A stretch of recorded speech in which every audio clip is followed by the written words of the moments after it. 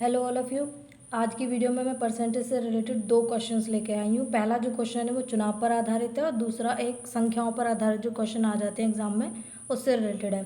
तो पहला क्वेश्चन जो चुनाव पर आधारित है उसमें दे रखा है कि एक चुनाव में 20% मत अवैध घोषित हो गए। उसमें दो उम्मीदवार थे ए और बी। ए को जो वैध मतों का 40% मिला है और उसके बावजूद वो 1600 मतों से पराजित हो गया, यानी कि हार गया। तो वो आपसे पूछ रहा है कि कुल मतदाताओं की संख्या कितनी है और कितने लोगों ने अपने मत का प्रयोग किया है, यानी कि जो टोटल कितने वोटर्स हैं और कितने लोगों ने अपने वोट डाले हैं, वो वैध वोटों को भी पूछ रहा है। तो सबसे पहले इस क्वेश्चन में हम मान लेते हैं कि जो टोटल वोट्स हैं यानी कुल मत जो हैं वो 100 हैं। इन्हें हमने अपनी तरफ से मान लिया है कि ये कुल मत हैं। अब उसने हमसे कहा है कि 20% मत जो है वो अवैध घोषित हो गए। तो 100 का जो 20% निकालेंगे हम, वो 20 निकल के आएगा, यानी कि 20 वोट ऐसे हैं इसमें जो अवैध घोषित कर दिए गए हैं। तो बचे कितने? 80 बचे, यानी कि 80 वोट्स ऐसे हैं जो वैध हैं।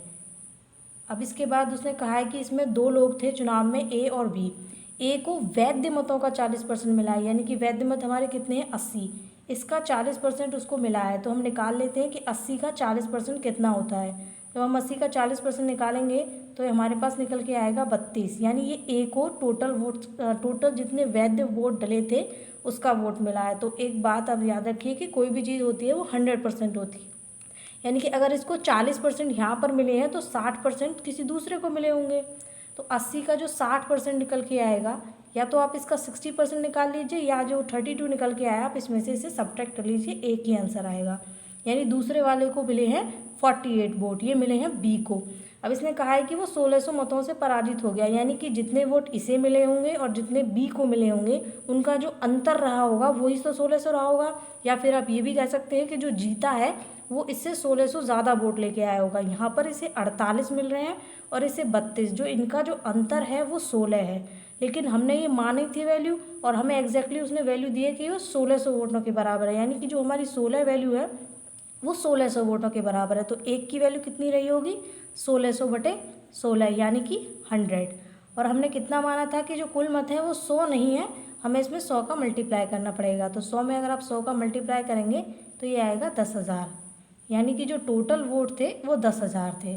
अब अगर वो ये पूछे कि कितने लोगों ने अपनी वोट का यूज़ किया, यानी कि 80% की वो वैल्यू पूछ रहा है या 80 की वैल्यू पूछ रहा है, तो आप 80 में 100 का मल्टीप्लाई कर दीजिए, यानी कि 8,000 ऐसी वोट थी, ऐसे लोग थे जिन्होंने वैध वोट डाली।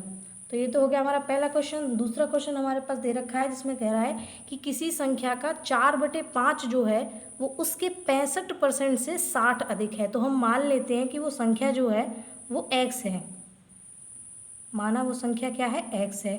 तो उस संख्या का 4/5 यानी x का 4/5 जो है उसके 65% से, यानी x के ही 65% से 60 ज़्यादा है। तो इसमें से अगर मैं इसे निकाल दूंगी तो मेरे पास 60 आएगा। अब मैं इसे सॉल्व कर लेती हूँ। देखो आप इसे सिंप्लीफाई करोगे तो ये 5 से 13 बार चला जाएगा और ये 5 से 20 बार, यानी हमारे पास आ जाएगा 13x/20, ये है 60 के इक्वल। अब इन दोनों का एलसीएम ले लेते हैं जो आएगा 20। अब इससे इसमें डिवाइड लगाएंगे, यानी कि 4 टाइम्स जाएगा और ऊपर वाले में मल्टीप्लाई कर लेंगे। यहाँ पर 20 है तो 1 टाइम्स और ऊपर मल्टीप्लाई करेंगे तो 13 ही आएगा, इक्वल्स टू 60।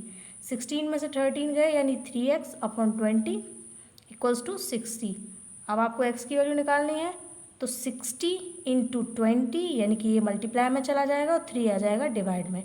3 से ये 20 टाइम्स चला गया, यानी कि वो वैल्यू क्या हो गई? 20 × 20 यानी कि 400। तो ये दो क्वेश्चंस थे जो आज हम लोगों ने बताए।